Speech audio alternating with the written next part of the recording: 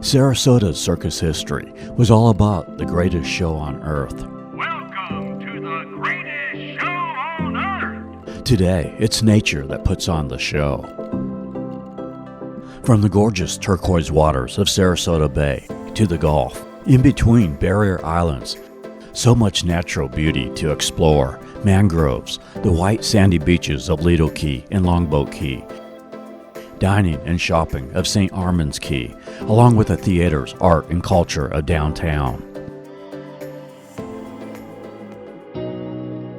And just like the circus performers who know there is that risk you take, those that live in this tropical paradise know that nature's show has a risk of turning ugly too. Category 3 or possibly more, and has got Florida squarely in its sights right now. In 2024, Helene became one of the largest hurricanes to enter the Gulf. The large size of this storm, it's moving over warm water, it's moving through an environment of that low wind shear. Hurricane Helene is 150 miles to the west of us in Sarasota, but as a testament to the size and the strength, and this is what Sarasota Bay looks like. It would sideswipe the west coast of Florida. Driving along Gulfside Drive in Longboat Key is like a ghost town after the Gulf breached the island during Hurricane Helene on Thursday. Just a week later, Milton would form in the southwestern Gulf. Landfall probably somewhere either from the mouth of Tampa Bay to southward to around the Sarasota area. For a city that is centered around entertaining tourists, it was all of a sudden just thinking about survival. Most of the damage in terms of the highest surge and the strongest winds will be right along that line. We're expecting a big chunk of the area here to experience those 110 plus mile per hour gusts. Just off the Sarasota Bay, the downtown area, this is the marina. This is the end of the mainland, the middle of the channel, so that you're looking at the intercoastal waterway. But then beyond that, Lido Key, Longboat Key. Now, as far as those barrier islands, they are back open, but officials make it very clear there is no power, there is no running water, so it is still very much a work in progress. The storm surge from Milton wasn't nearly as high as predicted, but the island still suffered. Structures are still standing, but there's so much work that needs to be done. Residents questioning, is it worth it? The feeling of loss, the amount of cleanup, rebuilding, can be overwhelming. But as they say in the circus, the show must go on, for this region has too much natural beauty for it not to. On City Island, Ashley Gauthier works to clean up New Pass Bait and Grille. It's the most damage the Sarasota landmark has seen since 1929. We're here for the community, and I hope the community's here for us too. We're going to come back 10 times better and rebuild even stronger. And they're not alone. Old Salty Dog was getting ready to reopen after repairs from Hurricane Helene. But after Milton, it's just a shell of itself. Around St Armands Circle, signs of strong winds and storm surge are everywhere. The result of back-to-back hurricanes 2 weeks apart. So another round of restoration begins. As the sun returned, peeking through the tropical trees, a divinely inspired inner strength arose, and people came together. Deeper relationships formed. Momentum started to build as one by one popular restaurants started to reopen. Now, 5 months later, most of Sarasota is back open, which we will show in this video, as well as give a status on what is closed. Last week we showed Siesta Key to the south. Before that was Anna Maria Island to the north, which I'll give a couple of updates on at the end of this video. This week we show Longboat Key, Lido Key, City Island, St Armands Key, Bird Key, Nathan Benderson Park. Make sure to subscribe and click on the notification bell, because we often will update in future videos things from previous videos. We post a full feature about every 2 weeks and do some shorts in between. So come with us as the show returns to Sarasota.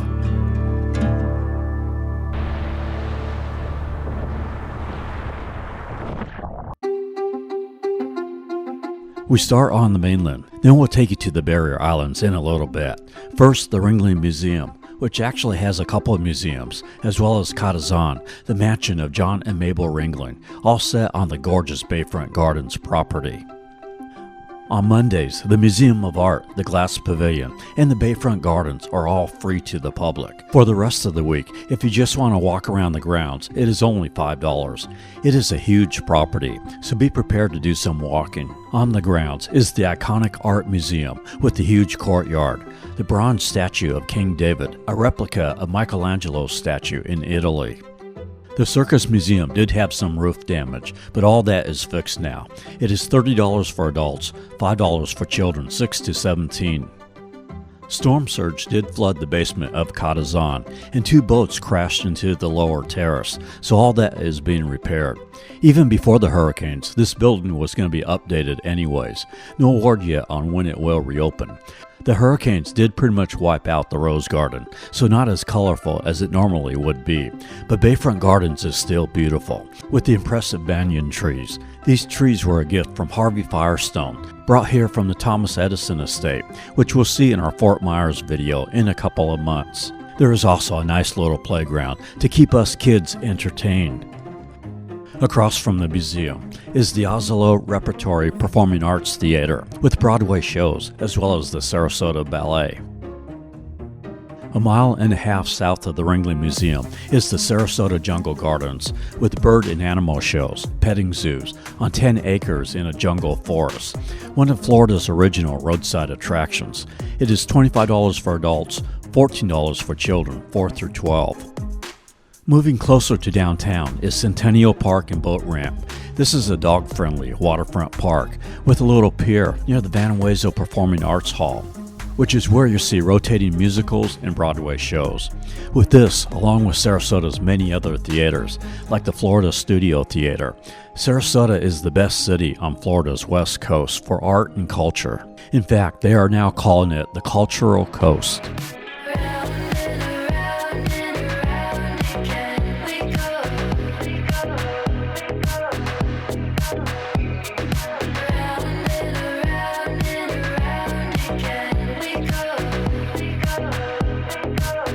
Sarasota's growth has really accelerated, beginning with COVID in 2020. It is the 10th fastest growing city in the U.S. The result has been a boom in new condo high-rise buildings for both full-time residents, luxury hotels for visitors, and long-term vacation rentals or secondary homes, with it being a favorite destination of snowbirds. Golden Gate Point here being a favorite spot. The median home listing price here is $3.1 million. Construction now pretty much filling out this whole peninsula with condos. Of course, you can see why people want a high-rise here. The view of Sarasota Bay is just spectacular. The growth is great for bringing revenue into the area, but the downside is traffic has greatly increased. To help with the congestion, Sarasota has become a roundabout city. We filmed Boston 5 months ago, so I'm good with these roundabouts.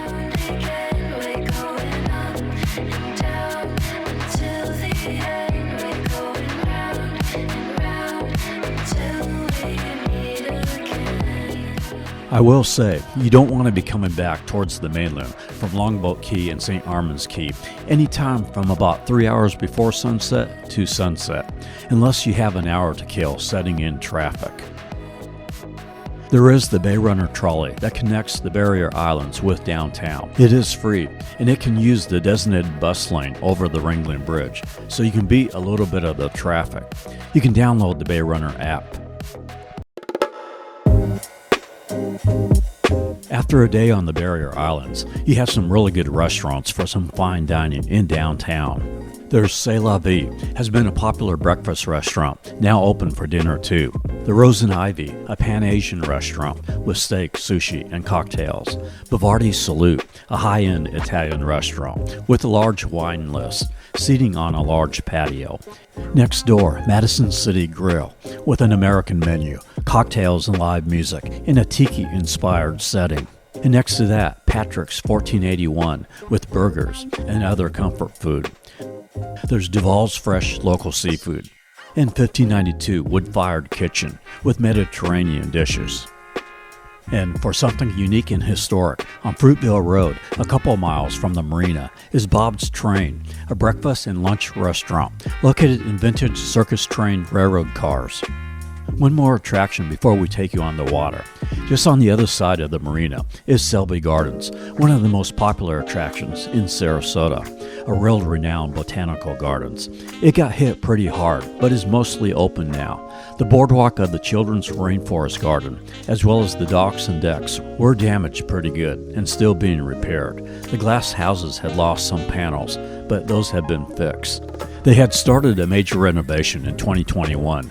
Phase 1 has been completed with a greenhouse complex that includes a parking garage that houses a garden-level restaurant.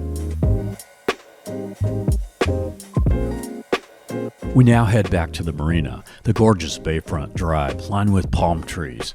Marina Jacks is the large downtown marina. It was where you saw those two weather reporters earlier in the video. I'm happy to say that the unconditional surrender statue survived. This is the famous replication of that Times Square moment celebrating the end of World War II. On the south side of the marina is Bayfront Park, a narrow strip of land that had the popular O'Leary's Tiki Bar and Grille. Here's a shot from 2023. You can see how it looked before. And now, 2025, it got whacked very hard. Good news though, it is going to be rebuilt. You see the new picnic tables piled up on the side there, scheduled to reopen the very end of July. At this marina is where your boat tours are at. There's LeBarge tropical cruises with palm trees on the boat, as well as live music and a cocktail bar with a light food menu. Their sightseeing and nature cruise is $38 for adults, $33 for children 4 to 12. Their sunset cruise about $5 more. On the marina is Marina Jacks restaurant with seating overlooking the bay. And they also have the Marina Jack 2 yacht.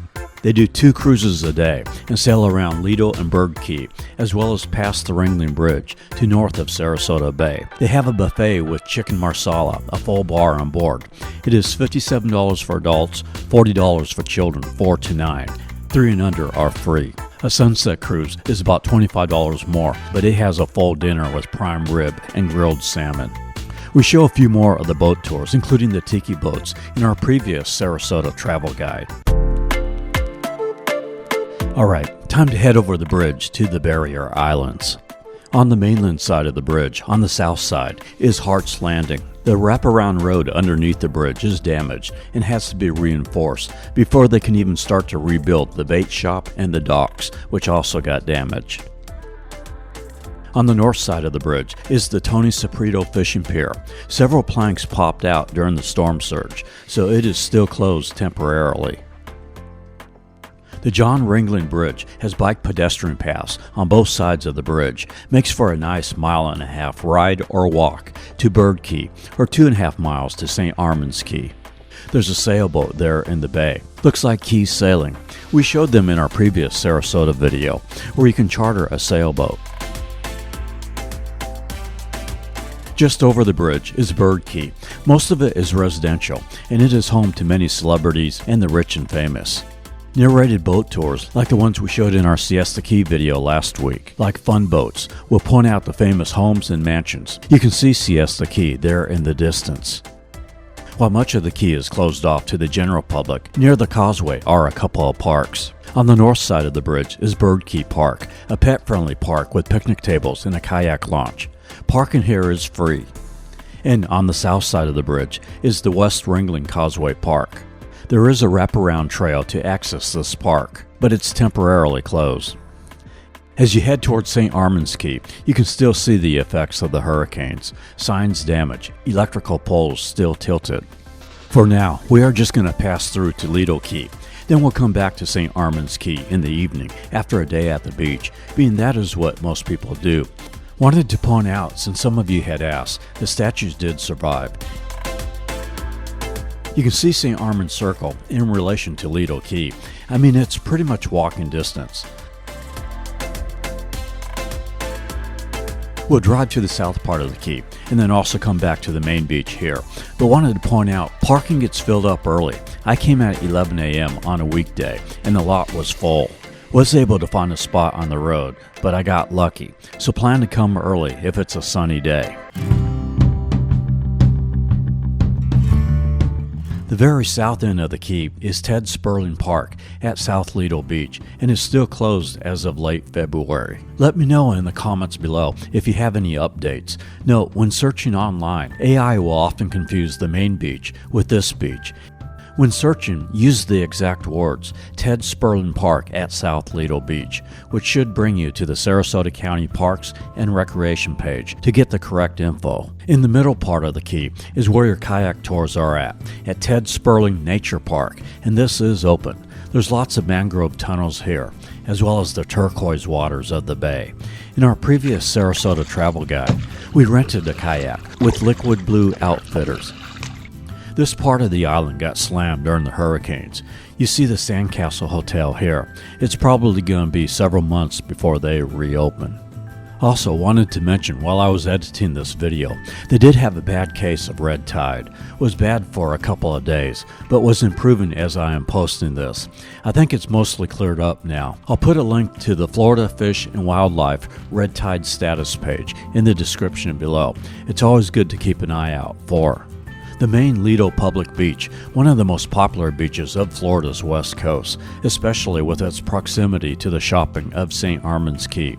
Years ago, there was a popular Art Deco casino that was here from 1940 to 1969. Beach chairs and umbrella rentals are available.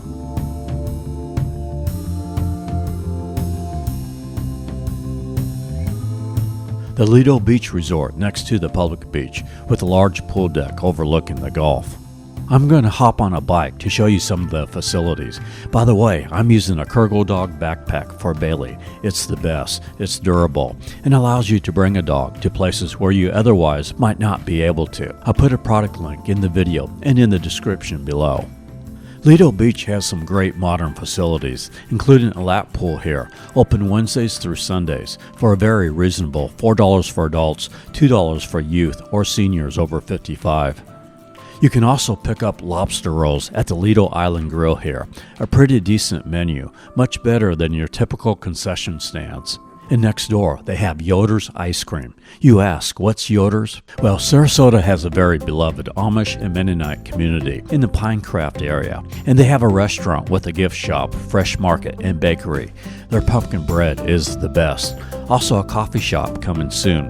You can order through DoorDash, and there's a convenient pickup. You can dine inside or eat outside here. They have great homemade cooking at a reasonable price, and are known for some of the best chicken you ever taste. I did share with Bailey half of my chicken. They are such a great asset to this community. We just love them. Now back to St Armands Circle. This is an open-air shopping area with over 130 shops and eateries, most of which have sidewalk seating, all surrounding a circular park area with statues and large trees. This area was some of the most damaged by the hurricanes. 4 feet of storm surge pushed into all of these buildings from Helene. And then 120-mile-per-hour winds caused further damage with Milton. Sadly, some have had to close for good, like Meany's Mini Donuts, but today it looks amazingly good, with about 75% of the businesses now back open. The popular Cha-Cha Coconuts with a Florida Caribbean menu. The Columbia, a satellite eatery of the famous restaurant in Ybor City. The Venezia, an Italian restaurant. The Daiquiri Deck has a location here. We showed them in our Siesta Key and Anna Maria videos. Bailey doing some window shopping. By the way, St Armands Circle is very pet friendly. There's an arcade monster where for $20 you can play games all day.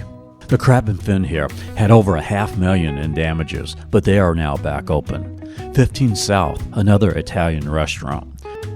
Many of these business owners have had huge expenses to be able to reopen, so I'd encourage you to come here for an evening and support them with your patronage. We now start to head south towards Longboat Key. Lido Key wraps around St Armands Key, but the part of the land on the east side of the Ringling Parkway is City Island.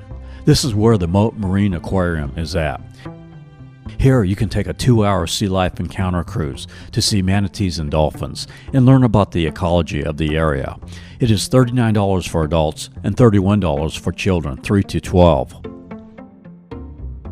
At the aquarium, you can see sharks, sea turtles, otters, seahorses, and more. It is $29 for adults, $21 for youth 3 to 12. Now, they are moving very soon to Nathan Benderson Park. The new Moat Science Education Aquarium will be a 3-story facility and will have 1 million gallons of animal habitats and new exhibits and on-site diving programs. They have said opening possibly as early as March, but I think it could be a little longer, maybe April or May. Now, the City Island location will still house the laboratories and the boat tours. Next to the aquarium is Pop Stroke, a mini golf with a family-friendly restaurant, with a full bar and other outdoor games. Nathan Benderson Park has a 400-acre lake and park areas. It hosts world-class rowing events and other events. There's kayaking, paddleboarding, and fishing too. Circus Sarasota is currently happening until March 9th, a showcase of top global circus artists, put on by the Circus Arts Conservatory and Key Chorale Performing Arts Group. Nathan Benderson Park is located next to I-75 and has a 3.5-mile bike pedestrian path around the lake. It is mostly paved. This park is dog-friendly. Also, next to the park is the University Town Center, which has a traditional mall and an open-air outdoor mall. This is definitely the place to come for shopping. Everything is here. There's a Naked Farmer, a Rocco's Taco. We saw one of them in our West Palm Beach video. And a Ford's Garage with burgers in a 1920s style restaurant with vintage Ford fixtures. Back on City Island, on the east side of it, is the dog-friendly Ken Thompson Park. The nature boardwalk here is still closed. There is plans to possibly redevelop this park area, but has faced resistance from those in this community. It's a good area to launch a kayak or do some windsurfing. On the north side of City Island was 3 little fishing piers, but the hurricanes wiped them away. However, it is still a great park to watch the sunset. At the marina here is where you can take some fishing charters. At the corner of the marina is the old salty dog that you saw at the beginning of the video. Good news is they have started to rehire, so they are expected to open very soon. And next to the New Pass Bridge is New Pass Grill and Bait Shop, which you also saw at the beginning of the video. They are open. This is a nice counter-serve eatery with a revamped seating area overlooking the pass. You can enjoy a good meal while watching the pelicans. Low Tide Tiki Tours is here as well, and they also offer parasailing. Alright, finally we head to Longboat Key. At the bridge, the road becomes Gulf of Mexico Drive.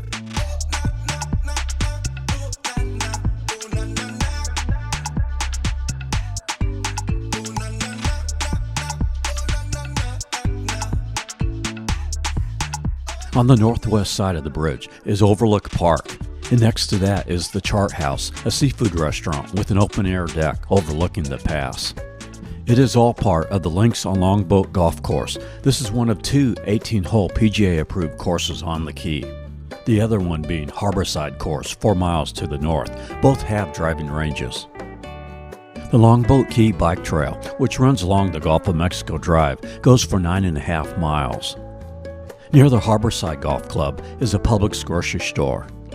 For public parking, one option is you can park at the town hall here, and it's a short walk to the public access point here. While much of the Longboat Key shoreline is filled with condos, there is a brief break for about a half a mile. It is here Gulf of Mexico Drive comes the closest to the Gulf, giving you a nice view. This is all a public beach area, not very crowded, and the best place to enjoy if you are not staying at a condo on the beach. You can park right here at Bayfront Park, not to be confused with the Bayfront Park we showed in downtown. It's an easy walk across the street to the beach access point. I have a great beach wagon here. There's a product link for it here, and I put a link in the description below. This beach is a great alternative to the more crowded Lido Beach. Bayfront Park is an excellent park to enjoy on Longboat Key, usually not very crowded here either. Has a playground, walkways, picnic pavilion, benches, and fishing piers on the bay side.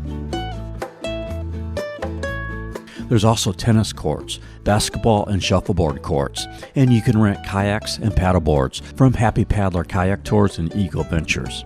Also, there's a really nice dog park here with separated areas for small and large dogs. Bailey having a meet and greet with Rugby and Sailor, 2 Yorkie Bichons. And there's also a dog wash here.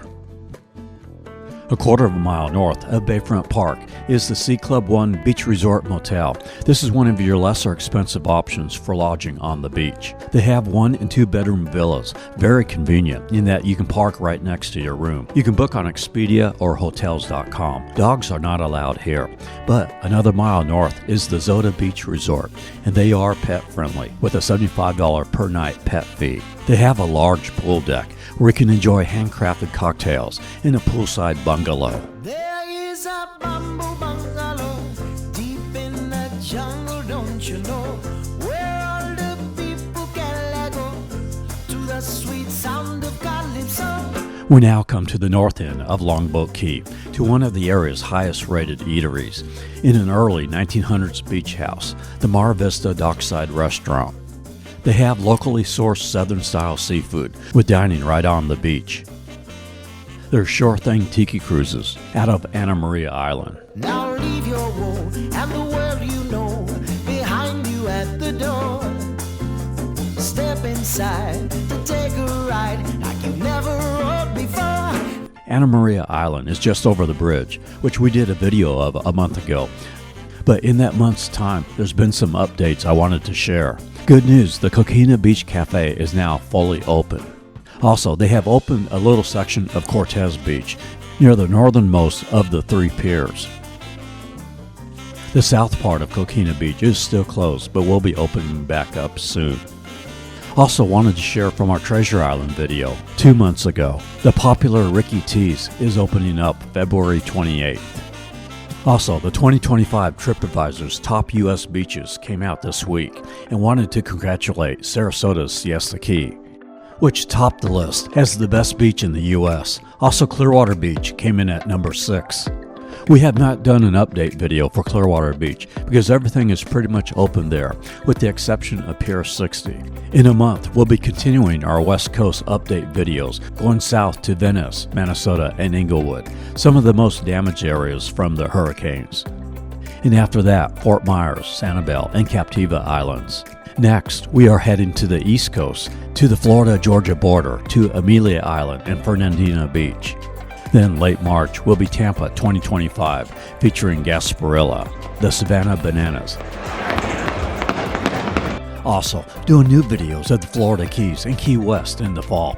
Had thought about doing it in the spring, but just not enough time, and there's a lot to coordinate with those videos, so really want to do it right, as those are always our highest viewed videos.